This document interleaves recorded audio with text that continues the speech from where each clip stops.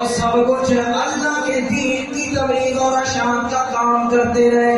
پھر یہ وقت گزرتا گیا میرے نبی کریم کی باری آ گئی, میرے نبی پاک کی باری آ گئی. انہوں نے تبلیغ کا آغاز کیا. 63 سال دنیا والوں کو اللہ کے دین کی طرف رغبت دلائی.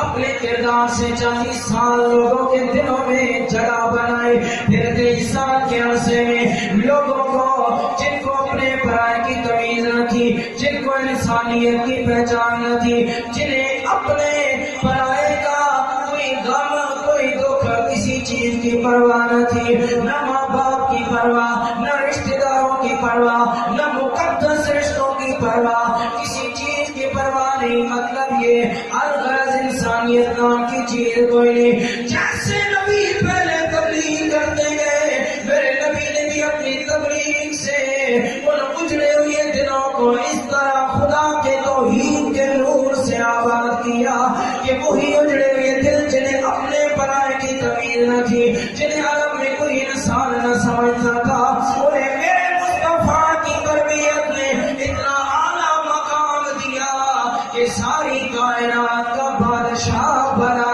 دیا.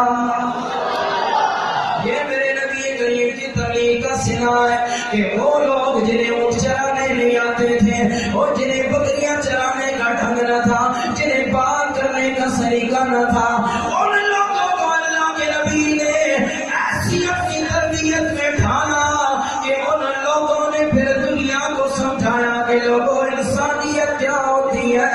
وہ عمر جو اونٹ چرانا نہیں جانتا تھا, شام کے وقت اپنے باپ سے گالیاں سنتا تھا, لیکن وہی میرے پیارے امیر المومنین عمر فاروق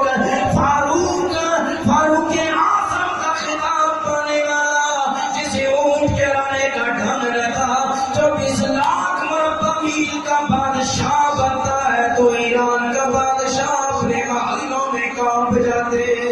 اتنا بلند مقام اللہ تعالیٰ کے نبی کی تبلیغ نے دیا.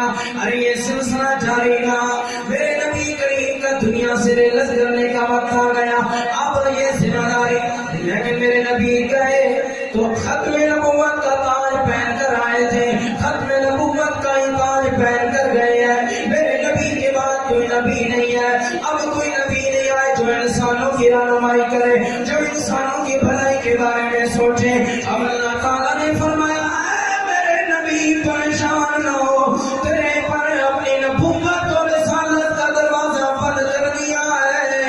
اب تیری تبلیغ بعد والے لوگ کریں گے. یا اللہ کیا مطلب؟ فرمایا تم خیر امت اخرجت للناس تأمرون بالمعروف وتنهون عن المنکر. اللہ تعالیٰ نے ارشاد فرمایا